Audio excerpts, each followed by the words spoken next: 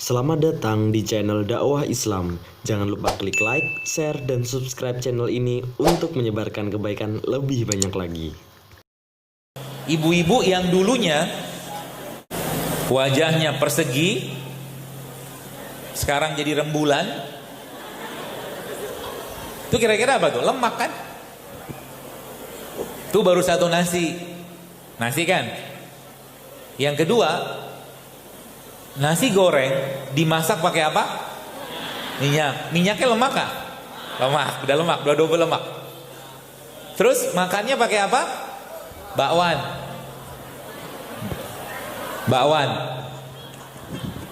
Bakwan isinya apa? Tepung gula nggak? Gula nggak dipakai, diubah jadi apa? Lemak. Ada tambahan, ada temannya itu, namanya kerupuk. Iya kan? Kerupuknya tepungan digoreng jadi apa tadi? Lemak lagi kan? Ada temannya lagi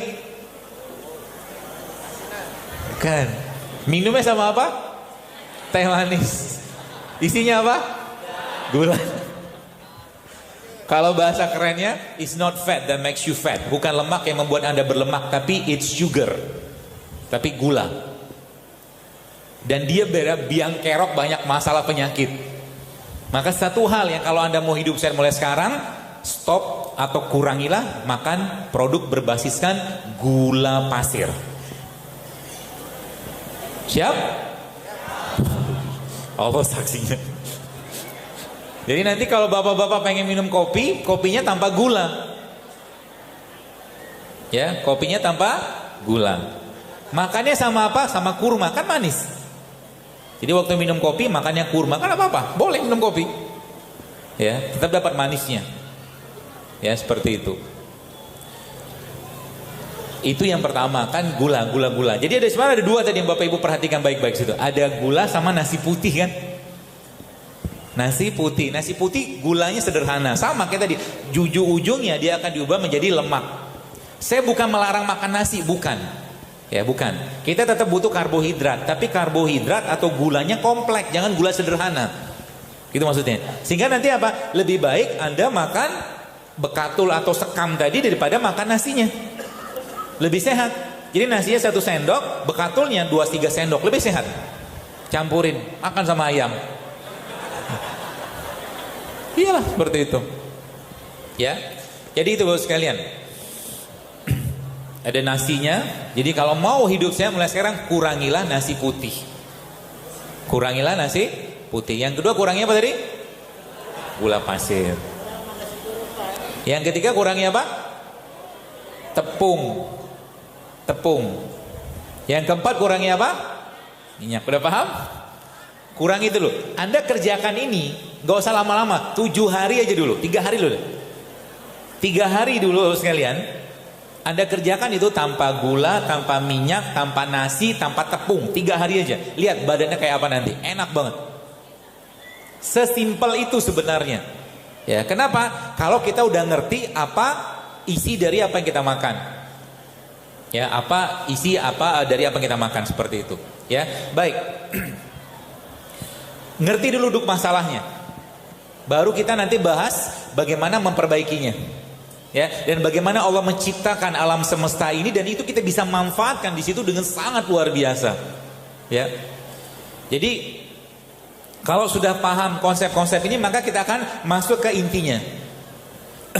Allah Subhanahu wa taala sekali menjadikan tubuh kita ini sangat-sangat sempurna, sangat sempurna. Kurang mepet ya. Ini pegangnya susah. Ada mic kan?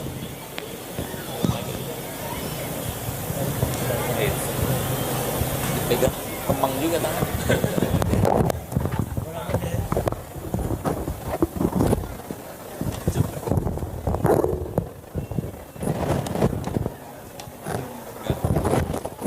Ya baik. Jadi Allah Bapak sekalian menciptakan tubuh kita ini sangat sempurna. Dia bisa memperbaiki dirinya sendiri kalau bahannya cukup. Kalau bahan bakunya cukup. Ya. Ketika Allah menciptakan tubuh kita, ada ketika kita lahir itu ya, ketika kita lahir, maka ada reseptor di badan reseptor. Reseptor itu kayak kunci sama anak kunci. Ada gembok sama kuncinya. Nah, reseptornya itu sudah terbenam di sini. Tinggal kita kasih bahan bakunya. Semakin banyak bahan baku yang masuk ke reseptor, maka akan semakin sehat tubuh kita. Gitu aja. Dan kata kunci pertamanya apa? Kata kunci pertamanya adalah kesehatan itu atau 80% imun sistem kita atau kekebalan tubuh kita diciptakan atau dibuat Allah di perut. Artinya apa? Kalau perutnya sehat, maka semua sistem besar kemungkinan akan sehat.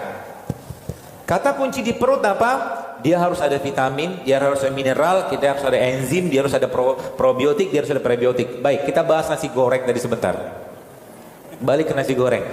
Anda atau yang makan nasi goreng, kalau saya tanya, nasi goreng itu kira-kira vitaminnya ada nggak? Jujur aja lah, nggak ada kan? Yang kita makan kalori, rasa dan kalori.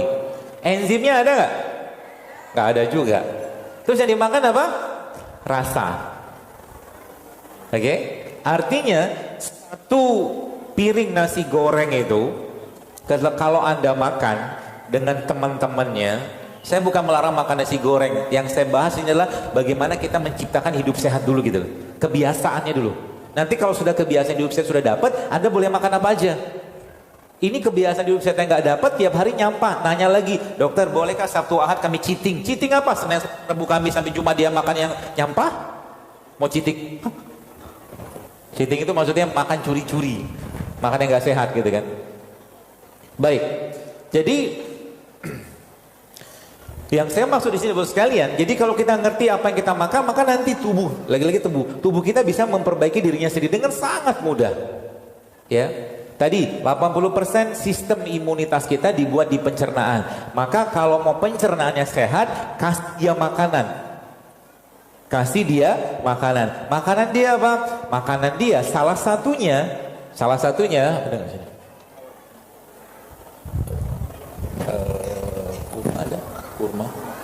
Kurma mati tempe. Ada. Wait. Jadi gini bos sekalian, ada satu kondisi di badan kita itu,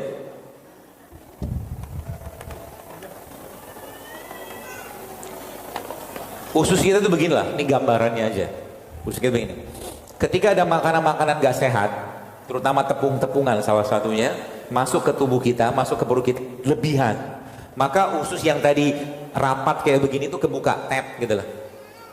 Apa yang terjadi? Baik, yang terjadi adalah ini usus, ini bagian usus. Bagian usus ini ada bakterinya, ada apa segala macam akan melewatin ini. Oke? Dia ngasih sinyal-sinyal dari makanan gak sehat tadi, salah satunya tepung untuk membuat ini terbuka. Kalau ini udah kebuka, maka isi maksudnya apa yang kita makan yang nggak sehat, numpuk-numpuk yang nggak sehat itu akan mengalir masuk ke darah, kebayang? Oke? Dan salah satu yang jenis makanan yang paling banyak membuat renggang dia tadi adalah tepung, salah satunya. Jelas ya? Maka dia menjadi cikal. Kalau ini sudah kebuka, ini udah masuk ke situ, apa yang terjadi? Yang terjadi adalah akan menjadi cikal bakal autoimun, kanker, mandul, stroke, darah tinggi, kebayang? Ya. Jadi falyanzuril insana ila ta'ami. Perhatikan apa yang dimakan. Mulai sekarang perhatikan. Kalau Anda mau makan sesuatu, pikirkan baik-baik dulu. Kalau saya makan ini kira-kira jadi makin sehat atau jadi sakit badan saya? Pikirin. Afala ya'qilun kata Allah. Allah suruh mikir. Kalau udah ngerti nggak sehat, jangan diteruskan. Meskipun halal, halal belum tentu sehat loh. Betul? Halal belum tentu sehat. Maka dalam Islam kata kuncinya hidup sehat itu 3. Halal, thayyib dan tidak berlebihan. Halal, toib dan tidak berlebihan. Toib itu apa? Kalau saya, bahasa saya pribadi, toib itu dia tidak memberikan mudarat ke badan baik jangka pendek atau jangka panjang. Gak boleh. Ya. Kalau dia ngasih mudarat sekalian dalam jangka pendek atau panjang, maka jangan dimakan, gak toib dia. Contoh nih, mie instan. Sehat gak? Gak sehat. Itu makanan. Halal gak? Halal. Tapi gak toib dia. Kalau tiap hari makan mie instan, masalah badannya. Kan gitu. Maka kalau udah ngerti itu tidak sehat, maka jangan terus menerus dikonsumsi. Sekali-sekali silakanlah.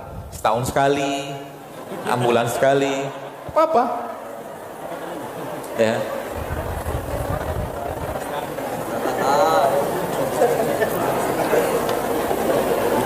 Seperti itu. Ya. Nah, nanti cara benerinnya gampang. Apa cara saya? Jadi kalau dokter makan nasi nggak? Kadang-kadang saya makan. Tapi kalau saya makan nasi, saya pakai tips.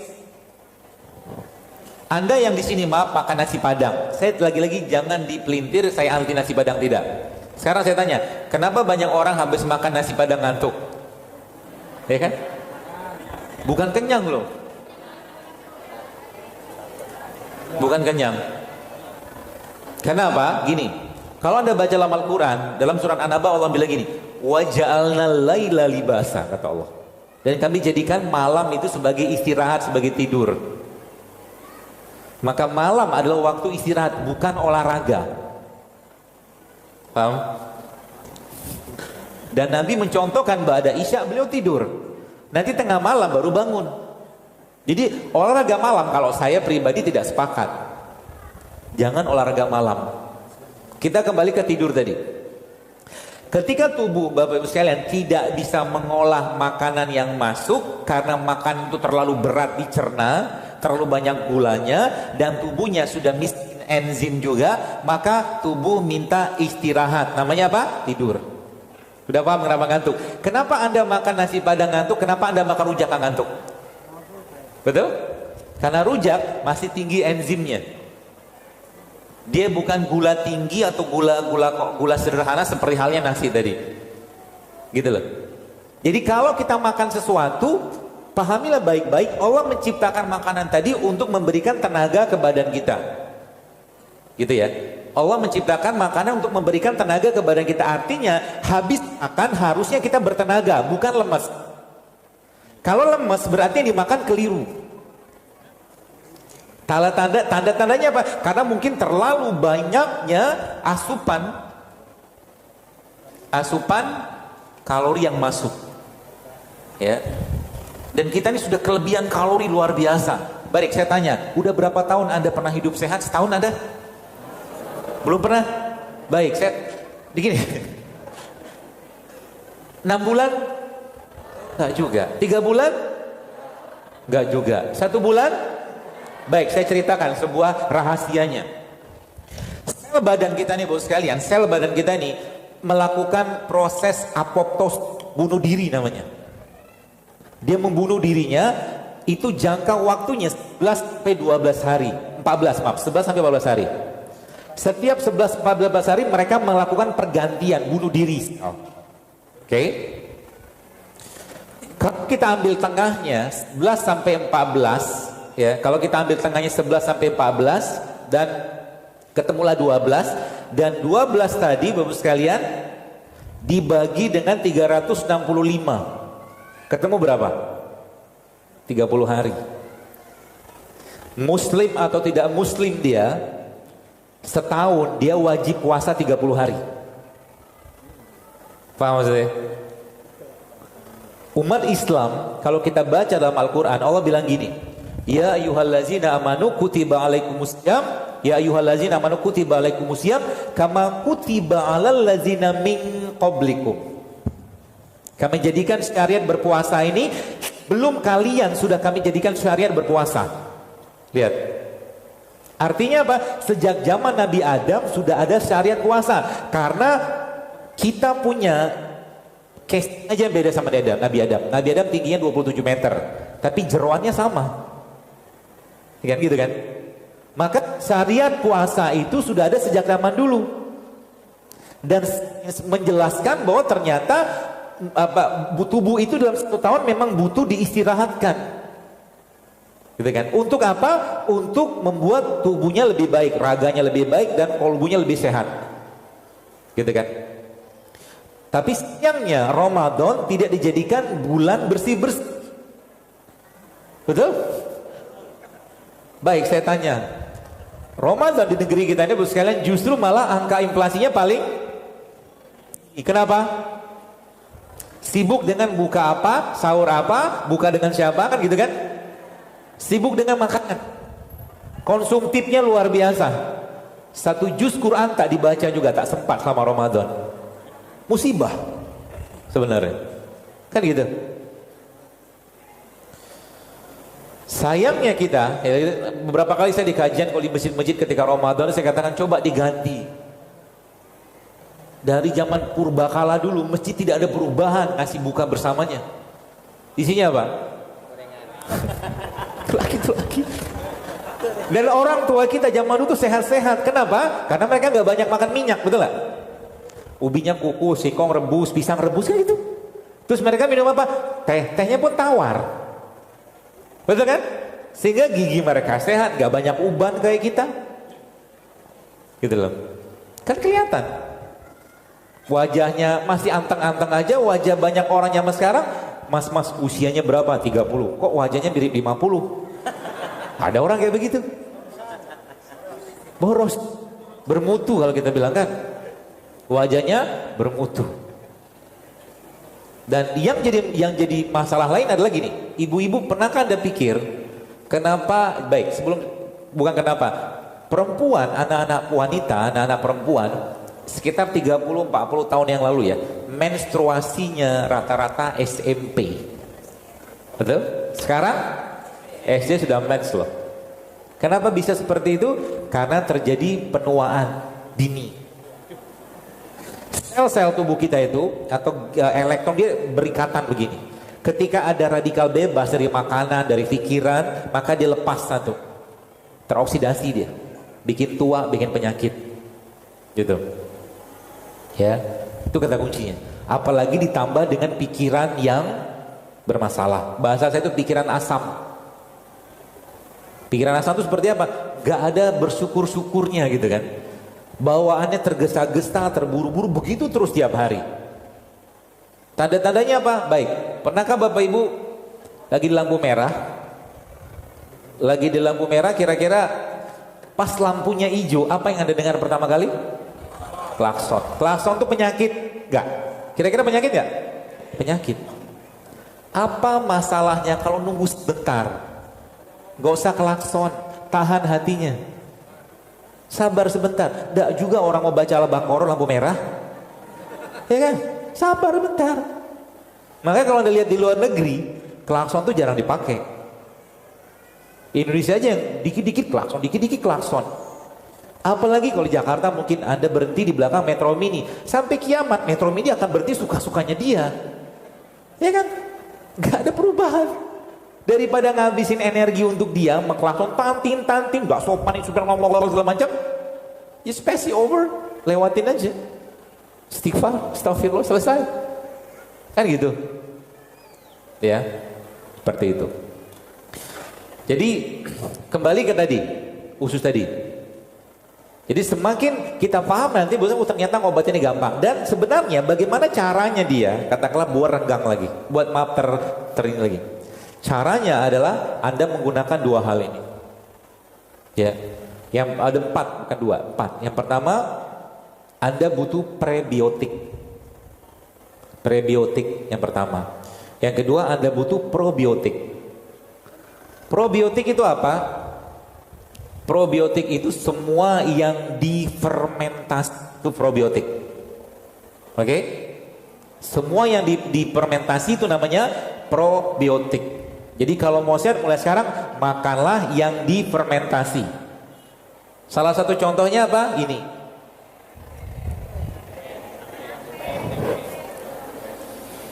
Tempe nih isinya protein. Protein ketika dipanaskan rusak. Paham? Maka kalau makan tempe jangan di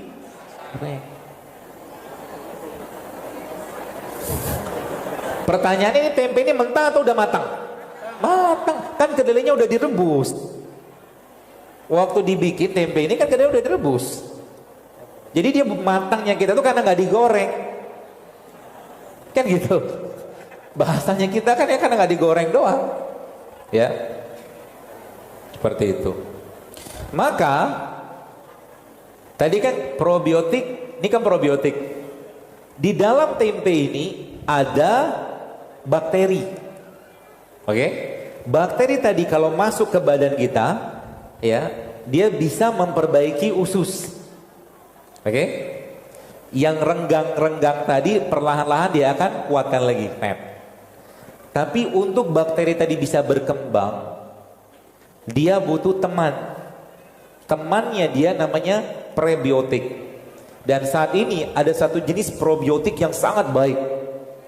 Ya, probiotik itu atau prebiotik ini sekarang kalau masuk ke badan kita, kita makan, maka dia akan tautkan lagi nih, tap gitu loh. Namanya resistant starch, bahasanya gitulah. Dan resistant starch yang paling baik itu ada pada ini, ya, ada pada kurma. Maka kurma nih, kenapa Nabi katakan rumah yang di dalamnya ada kurma maka rumah itu tidak akan kelaparan? Kenapa? Salah satunya kalau saya berpandangan karena memang sinyal kenyang badan kita itu diberikan oleh mineral. Maka kurma ini kan super mineral, super food sebenarnya. Dia asam aminonya ada, vitamin ada, enzim ada, mineral ada di sini. Artinya ketika kurma ini Anda makan bersama tempe yang tidak digoreng, maka tubuhnya akan ngirim WhatsApp. Perut Anda akan ngirim WA, istilah saja lah. Perut Anda akan ngirim WhatsApp ke kita, bilang terima kasih ya. Hayya 'alal falah.